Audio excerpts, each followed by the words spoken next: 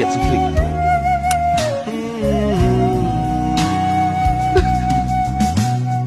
भेटेको भए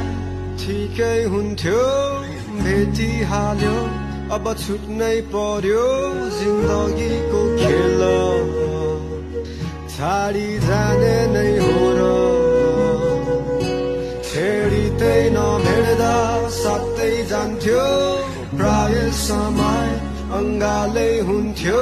पिरती साँच्चै थियो अनि माया गाँसेथ्यो तिमी हाँसिराख्नु है